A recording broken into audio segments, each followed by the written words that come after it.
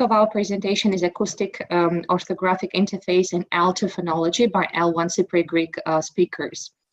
So the aim of this study is to investigate the acoustic-orthographic interface in L2 phonology by examining speech perception and written production of L2 English vowels and consonants by L1 Cypriot-Greek users. So this allows a close insight into the effect of L1 transfer based on the difference of vowel and consonant inventories and orthographies of Cypriot-Greek and English, as well as L2 language experience on non-native perception and production of L2 English phonemes in a written dictation task. So regarding the influence of orthography on L2 phonology, there could be positive influence facilitating L2 position and pronunciation, or negatively leading to non-native pronunciation, or mixed or no effects. So L2 learners have already acquired the phonological system and orthographic properties of the L1 and may draw on this knowledge in their target language. So regarding L2 orthography and phonology, there could be inter-orthographic effects based on L2 grapheme phoneme correspondences, inter-orthographic effects based on L1 grapheme phoneme correspondences, and phoneme substitutions due to incongruencies between L1 and L2 grapheme phoneme correspondences. This could be due to low level of L2 proficiency or co-activation of both phonological and orthographical knowledge during speech production. And according to Bassetti and Duft, phonological representations are affected by orthographic forms. So the acoustic-orthographic interface in L2 phonology is actually a promising line of research because it allows to explore models of L2 phonological development, language learning and teaching, actually it's important to look into whether L2 phonemes are consistent with grapheme phoneme correspondences of L1 orthography, and to look into the new phonological contrasts that are particularly difficult to be perceived and or produced.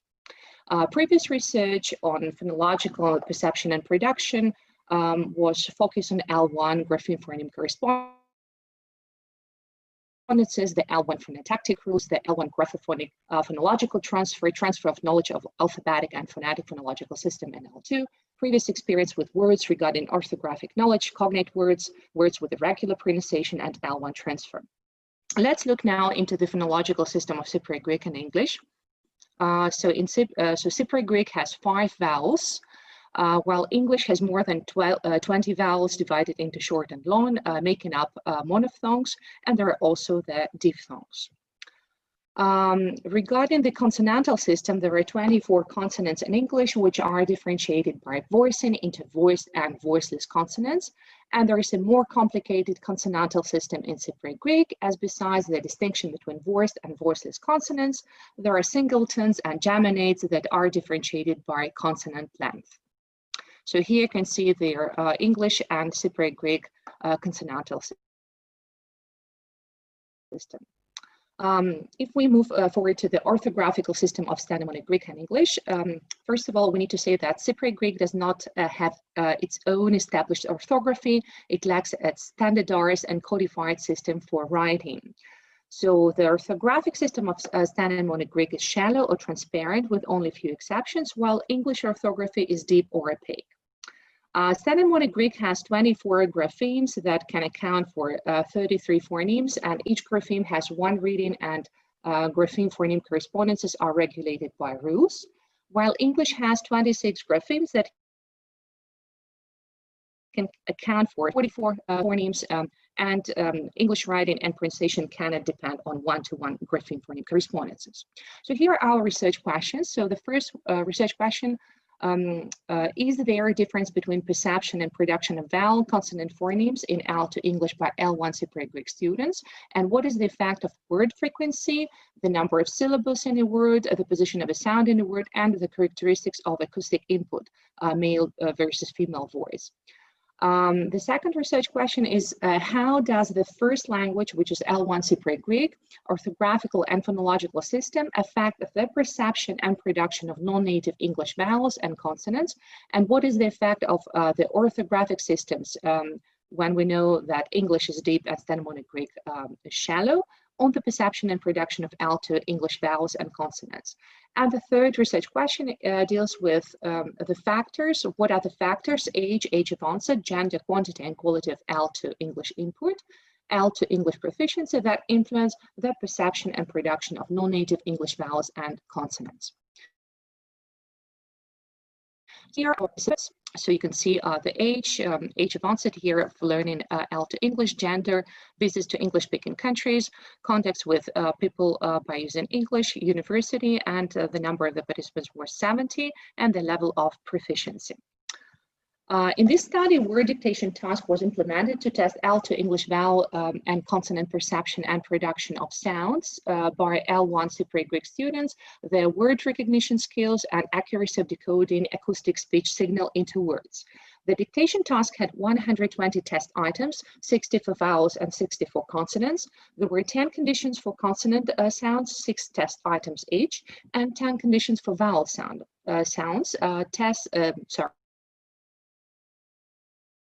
6 test items each. So the dictation task was split into 6 dictation sessions. There were 20 test items for each, 10 consonant and 10 vowel test items. Actually, at the end of my presentation, I have all their tools. So if you have any questions after, and we can have in much more detail the tool. So the test items were randomized per condition: frequency, high and low word frequency, number of syllables in a word, 1 and 2 syllables, position of the sound in a word, initial, medial, and final, and the voice of the presenter, male versus female. So the acoustic input for isolated words was taken from the online Macmillan Dictionary. We were focused on the word level in order to eliminate any semantic and syntactic information from the input. We have measured word frequency using word list frequency, and we also had a control group of 5 native English speakers, just to measure the validity and reliability of our tool. So the procedure was the following. So we were using a quiet computer laboratory rooms with individual computers and headphones in order to in order to conduct a dictation task. The testing sessions were conducted in a group of 15-20 students, and we also used the language background questionnaire. And as I said earlier, there were 6 dictation tasks with 20 items each, and there was at least 1 week between the sessions. So the duration of each session was 20-30 minutes, and the participants were asked to listen to the dictation. They had the possibility to listen it twice, and they had score sheets in order to write the words down. So in terms of the analysis, we focused on comprehensibility, intelligibility, and accuracy, and we were counting the number of correct words. And in terms of non-target production, we were counting no production and substitution errors. Let's move to our results. So regarding consonants, for all 10 conditions, the participants had more non-target production than target. And if we take each condition separately into consideration, the participants had more target-like performance with respect to the following consonants. And while the most vulnerable condition were with the consonant sounds of the th, v, n, and g. So here you can see their target consonant production per condition for all the condition from 1 to 10. And here you can see their substitution errors per condition and what kind of substitution errors they had and the percentages. And again, continuation of the table of substitution errors and also no production errors per condition. So here you can see their target consonant production regarding high and low frequency words per condition again. And a target consonant production regarding their sound position in the word, initial position, middle position, and final position. And regarding their 1-syllable versus 2-syllable words, again, according to each condition. And regarding the presenter's voice or the talker voice, female versus male voice. Regarding vowels, for all 10 conditions, the participants had more non-target vowel perception and production than target. And taking each condition separately into considerations, the students were better in terms of comprehension and production of the following sounds, schwa, u, o, e, than the rest of the vowel sounds, e, I, r, u.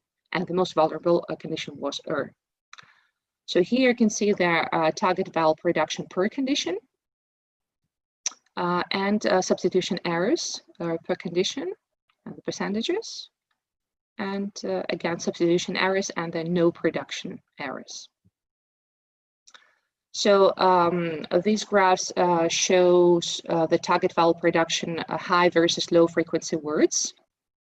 Here is the target vowel production regarding the sound position of the word, initial, middle, and final position. And regarding the number of syllables in a word, one syllable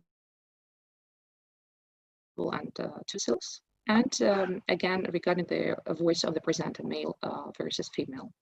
So when we compared the vowel versus consonant perception and production, so the participants performed nearly the same on vowel and consonant sounds in the dictation task with a slightly better performance on consonants.